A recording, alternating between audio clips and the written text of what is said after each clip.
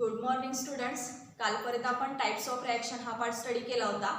Types of रिॲक्शन्समध्ये total 4 types आपण study केले होते. त्याच्यामध्ये फर्स्ट होता ॲडिशन रिॲक्शन, सेकंड होता डिकम्पोजिशन रिॲक्शन, थर्ड वन होता डिस्प्लेसमेंट रिॲक्शन आणि लास्ट वन आहे डबल डिस्प्लेसमेंट रिॲक्शन. ह्या चारही टाइप्समध्ये आपण ते क्लासिफिकेशन जे होतं रिॲक्शनचं ते कशावरती बेस केलं होतं तर तुम्हाला ऑलरेडी माहितीच आहे. तर this classification based on number of reactant and product, बरोबर ना.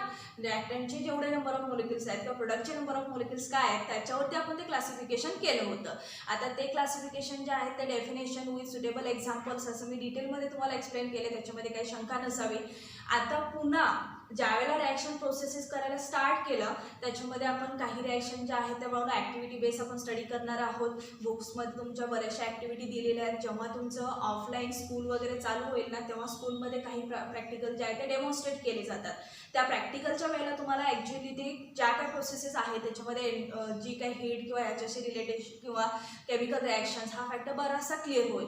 पण आता सध्या आपल्याला थेरॉटिकली ते एक्सप्लेन करायचं आहे. थेरॉटिकली काही कन्सेप्ट आहेत तेवढ्या फक्त समजून घ्यायचे आहेत. आता त्याच्यातलीच एक मेन कन्सेप्ट अशी आहे की काही केमिकल रिॲक्शन ज्या आहेत म्हणजे सायन्समध्ये भरपूर म्हणजे खूप सारे रिॲक्शन्स होतात. त्या रिॲक्शनमध्ये अशा काही रिॲक्शन्स आहेत की रिॲक्शन स्टार्ट झाली की त्यांना रिॲक्टंटला ॲक्टिवेट करण्यासाठी हीट गरजेची असते. आणि काही रिॲक्शन अशा आहेत की रिॲक्शन ॲक्टिवेट होताना म्हणजे रिॲक्टंट ॲक्टिवेट होताना हीट बाहेर फेकतील. मग आता हे जे दोन पर्पज आहेत हे कसं आहे तर heat absorb from outside and heat release in the outside अशा दोन प्रोसेसेस त्याच्यामध्ये ॲक्च्युली होतात. मग आता ह्याच्यात जर दोन प्रोसेस होत असतील तर पुन्हा आपल्याला रिॲक्शनचे दोन टाईप्स बनवणं गरजेचं आहे बाळांनो. आणि त्याच्यामध्ये आपण दोन टाईप्स रिॲक्शनचे बनवलेले आहेत. तर त्याच्यात पहिल्यांदा आपण काय करणार आहोत तर प्रोसेस म्हणून फॅक्टर तो एक्सप्लेन करणार आहे. आणि परत रिॲक्शनमध्ये पण काय असतं हेही आपल्याला एक्झाम्पलनं बघायचं आहे. आता जी काय मी एक्झाम्पल देणार आहे त्याच्यामध्ये एक जनरल एक्झाम्पल आहे आणि एक केमिकल रिॲक्शनमधलं एक्झाम्पल आहे. ते जस्ट फक्त आता बघून कारण हे सगळ्याच्या सगळा पार्ट जो आहे तो ॲक्टिव्हिटी बेस आहे. ज्याला प्रॅक्टिकल्स चालू होतील किंवा स्कूलमध्ये ऑफलाईन चालू होईल तेव्हा तुम्हाला ते पुन्हा स्टडीसाठी मिळेल. आता फक्त आपण डेफिनेशन आणि एक जनरल एक्झाम्पल आहे ते तुम्हाला नक्की कळेल. आता त्याच्यामध्ये पहिला आहे दोन टाईपचे रिॲक्शन्स आपण बघणार आहोत. एक आहे एंडोथर्मिक रिॲक्शन आणि दुसरा टाईप जो आहे तो एक्झोथर्मिक रिॲक्शन. त्याच्यामध्ये आता पहिल्यांदा आपण काय करूया एंडोथर्मिक प्रोसेस आणि एक्झोथर्मिक प्रोसेस आणि नंतर मग आपण एंडोथर्मिक आणि एक्झोथर्मिक रिॲक्शन्स काय असतात हे बघूया. आता पहिला आहे एंडोथर्मिक प्रोसेसेस. आता त्याच्यामध्ये डेफिनेशन काय सांगितलेली आहे बघा. तर when heat is absorbed from outside heat is absorbed from outside during some physical processes are called as endothermic process. त्याला काय बोललं जातं तर एंडोथर्मिक प्रोसेस असं बोलतात. आता याच्यामधला जो एंडो हा वर्ड आहे ना एंडो म्हणजे आतमध्ये म्हणजे घेणे असं आहे ते. एंडो म्हणजे आत आणि एक्झो म्हणजे काय केलं जातं बाहेर. मग आता बघा when heat is absorbed from outside during some physical processes are called as endothermic process. अशी प्रोसेस की ज्याच्यामध्ये बाहेरून हीट आतमध्ये घेतली जाते आणि मग प्रोसेस कंप्लीट होणार त्याला काय बोललं जातं बानो एंडोथर्मिक प्रोसेस. आता याच्यामध्ये ना आपण दोन एक्झाम्पल बघायचे आहेत. त्याच्यात आता एक एक्झाम्पल जे आहे समजा आपल्याकडे आहे ना आईस आहे किंवा समजा फॉर एक्झाम्पल आपल्याकडे काय आहे तर आईस फॉर्मेशन आईस क्रिस्टल घ्या किंवा इरेग्युलर शेपमधला क्रिस्टल जरी रिप्रेझेंट केला तरी चालेल. समजा की माझ्याकडं काय तर आईस आहे हा एक क्यूब मी बिकरमध्ये घेतलेला आहे. तर याला काय करायचं आहे तर ह्याच्यात हीट जी आहे ती हीट काय करायला सांगितलं आहे ॲब्सॉर्ब फ्रॉम आउटसाईड म्हणजे आपली ही एक प्रोसेस म्हणजे हा आईसचा एक पीस आहे याला जर हीट आपण दिली म्हणजे बाहेरून हीट रिॲक्शनमध्ये घेतली तर याचं कन्व्हर्जन होणार म्हणजेच हीट जे आहे ते काय असणार आहे. हीटसाठी काय सिम्बॉल वापरायचं म्हणून सांगितलं होतं मी परवा तुम्हाला ट्रायंगल यूज केला की हीट असतं. पाहिजे तर इथं खाली वर्ड पण लिहिते बघा ॲब्सॉर्ब्ड बरोबर ना. ज्यावेळेला हीट ॲड केली जाईल किंवा ॲब्सॉर्ब केली जाईल from outside it converted into liquid. याचं डायरेक्ट कन्वर्जन कशामध्ये होत आहे तर लिक्विडमध्ये होत आहे. This ice piece converted into liquid म्हणजेच हे लक्षात आलं का बघा इथं जे आहे ते ice in the form of solid होतं आणि इथं कन्वर्जन कशात झालं बघा वॉटर झालं in the form of liquid म्हणजेच थोडक्यात प्रोसेस काय झाली melting. The melting of ice, it is one of the type of example of the endothermic process. म्हणजे आता आईसचं क्रिस्टल असेल, आता हे एक्झाम्पल जे आहे ते जनरल एक्झाम्पल आहे, तुमच्या नक्की लगेच लक्षात येईल. समजा फ्रीजमधून आईसचे छोटे छोटे क्यूब, आता तुम्हाला सांगायला लागणार नाही, जर आईसचे छोटे छोटे क्यूब जर तुम्ही बाहेर काढलात, बाहेर काढून तुम्ही एखाद्या डिशमध्ये ठेवलात की ती बाहेरची जी हीट आहे ती हीट काय करतात, ते आईस क्यूब ॲब्सॉर्ब करतात. जसं जसं हीट ॲब्सॉर्ब करायला चालू करतात तसं automatically melting of ice start होणार. म्हणजे आईस जो आहे तो मेल्ट होईल आणि कन्वर्ट कशामध्ये होईल, लिक्विडमध्ये कन्वर्ट होईल. बरोबर ना. मग आता ही जी प्रोसेस आहे ती कशी आहे, तर फिजिकल प्रोसेस आहे. आता या प्रोसेससाठी काय केलं, बाहेरून हीट आपण ॲब्सॉर्ब केली आणि मग कन्व्हर्जन कशामध्ये केलं, तर तुमचा जो काही सिंपल प्रोडक्ट असेल त्याच्यामध्ये कन्वर्ट झालं. दुसरं एक एक्झाम्पल आपल्याला केमिकल्स थ्रू पण एक्सप्लेन करू शकताय. समजा आपल्याकडे पोटॅशियम नायट्रेट असेल, पोटॅशियम नायट्रेटचा फॉर्म्युला आहे KNO3, पोटॅशियम नायट्रेट आहे माझ्याकडं.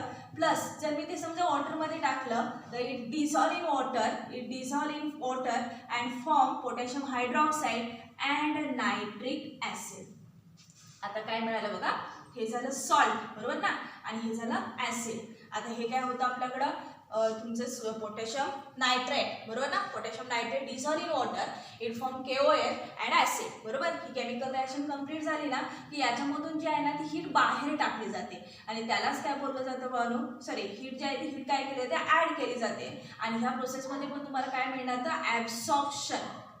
ज्याला तुम्ही हीट ॲब्सॉर्ब कराल then it converted into potassium hydroxide. बरोबर ना. म्हणजे ज्याला तुम्ही पोटॅशियम नायट्रेट घ्याल, वॉटरमध्ये डिझॉल्व कराल, तर बाहेर जी एक्स्ट्रा हीट घेऊन वॉटरमध्ये तो KNO3 डिझॉल्व होईल and then in form KOH means potassium hydroxide and nitric acid. बरोबर ना. म्हणजे एक एक्झाम्पल दिलं मी फिजिकलमधलं आणि एक एक्झाम्पल दिले मी केमिकल प्रोसेसमधलं. बरोबर. आता या दोन्ही प्रोसेस कशा आहेत, तर दोन्हीकडे हीट जी आहे ती काय केली जाते, ॲब्सॉर्ब केली जाते. आता दुसरा टाईप जो आहे आपला, त्याच्यामधला टाईपचं नेम काय आहे, तर एक्झोथर्मिक प्रोसेस.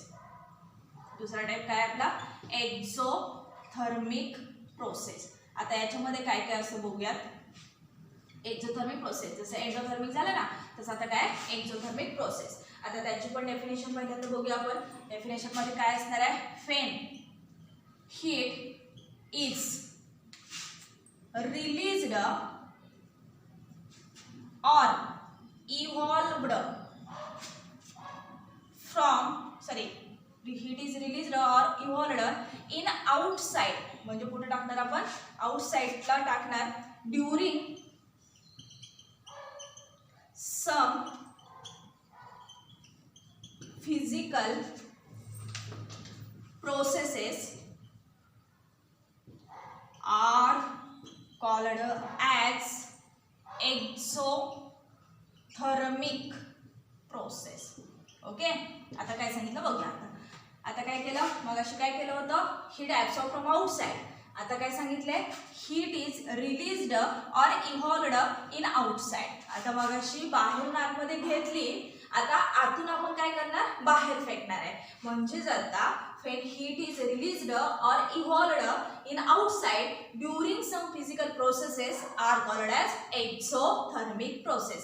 मगाशी मी जसं तुम्हाला म्हटलं होतं ना, तसं ही पण प्रोसेस काय, एक्झोथर्मिक. याच्यातला एक्झो वर्ड काय रिप्रेझेंट करतोय, तर बाहेर फेकणं. एंडो म्हणजे आतमध्ये घेणं, एक्झो म्हणजे काय करणं, बाहेर फेकणं. हे दोन शब्दांचे जे मिनिंग आहेत हे नेहमी तुम्हाला लागणार आहेत. बऱ्याच ठिकाणी ते एंडो एक्झोचं एक्सप्लेनेशन असतं, बायोलॉजीमध्ये असतं, सगळ्या बायोलॉजिकलचे चॅप्टर्स आहेत त्याच्यामध्ये बऱ्याच ठिकाणी तुम्हाला येणार आहे. तर एंडो म्हणजे आतमध्ये आणि एक्झो म्हणजे बाहेर. हे दोन शब्द तुम्ही कायमचे लक्षात ठेवा. त्याच्यावरून बऱ्याचशा कन्सेप्ट आहेत, त्या कन्सेप्टमध्ये सगळीकडे हा वर्ड लागतो. आता त्याच्यात पण आपण एक फिजिकल एक्झाम्पल देऊया. समजा आता माझ्याकडे काय आहे, तर एक बीकर घेतली मी, बरोबर, आणि त्याच्यामध्ये समजा की माझ्याकडे लिक्विड वॉटर आहे. आता काय माझ्याकडं, तर वॉटर आहे आणि कशामध्ये आहे, तर लिक्विड स्टेटमध्ये आहे. फेन हीट जी आहे ती त्याच्यातून मी काय केली, रिमूव्ह केली, रिलीज केली. म्हणजेच काय होणार, आता बघूया, रिलीज केली तर it converted into solid ice. म्हणजे आता काय कशात कन्वर्ट होणार, आईसमध्ये, आणि तो कसा असणार आहे, सॉलिड. आता काय काय झालं बघा. मगाशी काय केलं होतं, आईस घेतलं, त्याच्यामध्ये हीट बाहेरून ॲब्सॉर्ब केली, म्हणजे आतमध्ये घेतली, कन्वर्टेड इनटू लिक्विड वॉटर. आता सेकंड एक्झाम्पल जे आहे ते कसं आहे, एक्झोथर्मिक. आता आपण काय करणार, हीट बाहेर फेकणार. म्हणजे आता आपल्याकडे काय असणार आहे तर वॉटर असणार आहे. वॉटरमधली जसं जसं तुम्ही हीट बाहेर काढून टाकाल तसं त्या वॉटरचं कन्वर्जन जे आहे ते कशामध्ये होणार आईसमध्ये होणार. समजलं. म्हणजे काही रिॲक्शनसाठी हीट ॲब्सॉर्ब करावी लागणार, काही रिॲक्शनमधून हीट रिलीज करायला लागणार. जसं जसं तुम्ही हीट रिलीज कराल तसं liquid water directly converted into ice means solid water. बरोबर ना. मग आता हे दोन्ही कन्वर्जन जे आहे ते इंटर कन्व्हर्टेबल फॅक्टर आहेत म्हणजे एकमेकांचे कन्वर्जन्स आहेत. कारण याच्यातनं त्याच्यात जायचं असेल तर हीट ॲब्सॉर्ब करायला लागणार, पुन्हा त्याच्यातनं याच्यात यायचं असेल तर हीट जी आहे ती हीट काय करायला लागणार आहे रिलीज करायला लागणार. आता याच्यामध्ये अजून एखादं एक्झाम्पल तुम्हाला हवं असेल तर त्याच्यामध्ये येऊ शकता. समजा सोडियम हायड्रॉक्साईड घेतलं, सोडियम हायड्रॉक्साईड घेतलं म्हणजे फॉर्म्युला आहे NaOH प्लस त्याच्यामध्ये ना H2O चे ॲडिशन केले, इट फॉर्म सोल्युशन. आता काय होते बघा. आता याच्यामध्ये जी हीट आहे ती काय केली जाते याच्यातून बाहेर फेकली जाते म्हणजे मायनस हीट असेल आणि म्हणजेच आता सोडियम हायड्रॉक्साईड जो वॉटरमध्ये डिझॉल्व्ह केला की इट फॉर्म सोल्युशन. सोडियम हायड्रॉक्साईडचं सोल्युशन मिळेल. ही प्रोसेस होण्यासाठी किंवा ही केमिकल रिॲक्शन होण्यासाठी कंपल्सरी हीट बाहेर फेकावी लागेल. हीट बाहेर फेकल्यानंतरच म्हणून सोडियम हायड्रॉक्साईड वॉटरसोबत ट्रीट होईल means sodium hydroxide dissolve in water it form corresponding solutions. Okay. आता दोन्ही टाईप्समध्ये दोन्ही प्रोसेसेसमध्ये तुमच्या लक्षात आलं असेल की एका प्रोसेसमध्ये हीट बाहेर फेकली जाणार, एका प्रोसेसमध्ये हीट आतमध्ये घेतली जाणार. आता हे दोन टाईप्स रिॲक्शनचे आपण स्टडी केले म्हणजे प्रोसेसचे स्टडी केले. आता हेच मेकॅनिझम जे आहे सेम अशाच पद्धतीने आपल्याला कशामध्ये बघायला मिळणार आहे तर केमिकल रिॲक्शन्समध्ये. आता हे झालं फिजिकल प्रोसेसेससाठी. बरोबर ना.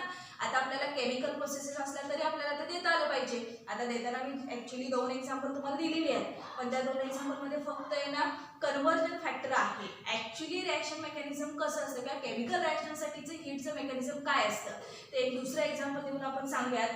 आता त्याच्यामध्ये इथंपर्यंत काय शंका आहे का बघा. दोन्ही डेफिनेशन व्यवस्थित परफेक्ट करायचा. डेफिनेशनचा जो फॉर्मॅट आहे तो सेम आहे म्हणून फक्त मी ब्लॅक पेनने जेवढं सेंटेन्स लिहिलेलं आहे तेवढंच फक्त चेंज होतं. वरती ॲब्सॉर्ब फ्रॉम आउटसाईड, इथं release or evolved in outside. Okay. दोन्ही सेंटेन्स जे आहेत तेवढेच व्यवस्थित आले पाहिजे त्या डेफिनेशनमध्ये. राहिलेल्या डेफिनेशनचा फॉर्मॅट जो आहे तो कसा आहे सेम आहे. इथंपर्यंत काही शंका आहे का बघा.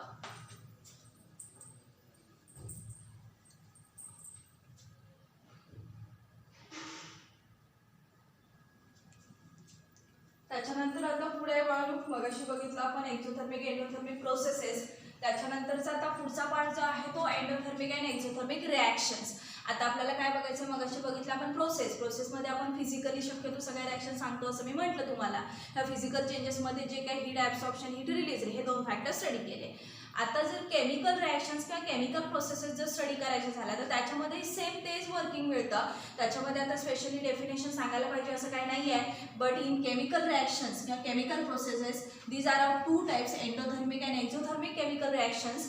Endo means heat absorb and exo means heat evolved. बरोबर. सेम तेच पर्पज, काही वेगळं नाही आहे. फक्त आता केमिकल प्रोसेसमध्ये ॲक्च्युली कशा पद्धतीने वर्किंग असतं त्याच्यामध्ये आपण एक एक्झाम्पल स्टडी करायचं आहे. जे एक्झाम्पल तुम्ही ज्याला मगाशी म्हटलं तसं ज्याला ॲक्टिव्हिटी बेस्ड ज्याला प्रॅक्टिकल स्टार्ट होते तेव्हा तुम्हाला ते एक्झाम्पल पुन्हा तुम्हाला मिळेल. तर त्याच्यामध्ये ना एक्झाम्पलमध्ये काय घेतलं आहे तर कॅल्शियम कार्बोनेट घेतलं आहे. This calcium carbonate in the form of solid plus त्याच्यामध्ये काय केलं आहे तर थोडीशी हीट जी आहे ती हीट काय केलेली आहे ॲड केलेली आहे. आता या साईडला मी प्लस हीट केले म्हणजे काय असणार आहे बाळांनो ॲडिशन होणार ना. म्हणजे रिॲक्शनमध्ये काय केलं हीट ॲड केली. When calcium carbonate in the form of solid when heated it form म्हणजेच ॲक्च्युली त्याच्यामध्ये हीट जी आहे ती हीट काय करते आपण प्लस करतो म्हणजे ॲड करतो. म्हणजेच काय केलं जातं ॲब्सॉर्ब केलं जातं. Okay. Absorption of heat it converted into 2 प्रोडक्ट्सचं फॉर्मेशन होतं. एक converted into calcium oxide in the form of solid and carbon dioxide in the form of gas. आता हे रिप्रेझेंट करताना कसं असतं तर अपवर्ड एरो असतो माहिती आहे तुम्हाला. गॅसियस स्टेटमध्ये मेंबर मिळणार आणि कॅल्शियम ऑक्साईड जो आहे तो कसा मिळणार आपल्याला सॉलिड स्टेटमध्ये. रिॲक्शन बॅलन्स आहे तर बघा आहे ना. आता या रिॲक्शनमध्ये काय केलं तर हीट ॲब्सॉर्ब केली म्हणजे रिॲक्टरनं हीट ॲब्सॉर्ब केली. Then it converted into calcium oxide and carbon dioxide in the form of gas. आता याच्याच मध्ये ना दुसरी एक स्टेप अशी सांगितलेली आहे, जर समजा आपण calcium oxide in the form of solid घेतला, calcium oxide in the form of solid घेतला आणि प्लस त्याच्यामध्ये काय केलं मी तर वॉटरची ॲडिशन केली, म्हणून लिक्विड वॉटर जे आहे ते लिक्विड वॉटर मी ॲड केला, then it releases energy means released energy and it converted into calcium hydroxide. आता याच्यामध्ये काय होतं बघा, कॅल्शियम ऑक्साईड मध्ये मी आता काय केलं, this solid calcium oxide dissolved in water, it converted into calcium hydroxide, means this OH transfer to this oxygen atom transfer in this oxygen atom, it form H2 and O2, then it form CaOH twice. Okay, 2 times hydrogen, 2 times oxygen, 1 time calcium, 1 oxygen atom, total 2 oxygen atoms, 2 hydrogen atom, it converted into calcium hydroxide. Okay, in this reaction heat is released. आता ह्या reaction मध्ये काय केलं जातं मी सांगितलं, heat release केली जाते in atmosphere. आता वरती जर बघितला तर ॲब्सॉर्ब हीट फ्रॉम ॲटमॉस्फिअर, बरोबर ना, आणि इथं जर बघितला तर heat released in the atmosphere. म्हणजे दोन्ही प्रोसेसेस केमिकल प्रोसेसेस आहेत, केमिकल रिएक्शन आहेत. याचं पण नेम पाहिजे असेल तर लिहूयात आपण, कॅल्शियम ऑक्साईड असं बोलतात त्याला बळानो.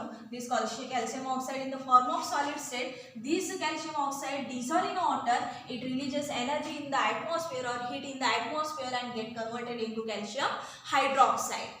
These two reactions, first one absorption of heat, second one release of heat, these types are called as first reaction are called as endothermic process, बरोबर ना, endothermic reaction process नाही सॉरी reaction असं बोलायचं.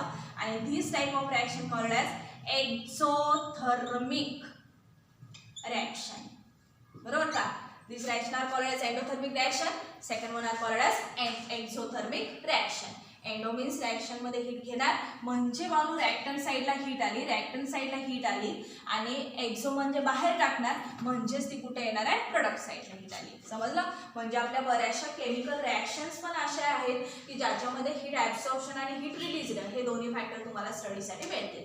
मग अशी बघितलं ते फिजिकल प्रोसेसेस मधला चेक बघितला, त्यामुळे प्रोसेस असं म्हटलं. आणि आता केमिकल रिएक्शन्स मध्ये पण आपल्याला अशा पद्धतीनं हीट ॲब्सॉर्प्शन आणि हीट रिलीज हे दोन्ही फॅक्टर स्टडीसाठी मिळतील. म्हणजे आपण पुन्हा रिएक्शनचे दोन टाइप्स बघितले, कुठले एंडोथर्मिक रिएक्शन आणि एक्झोथर्मिक रिएक्शन. सगळ्या डेफिनेशन वगैरे व्यवस्थित परफेक्ट करा आणि एक्झाम्पल जे आहे तेही व्यवस्थित परफेक्ट करा. त्याच्यामध्ये काही शंका आहे का बघा. राहिलेला फॅक्टर जो आहे तो आपण उद्याच्या लेक्चरला स्टडी करू.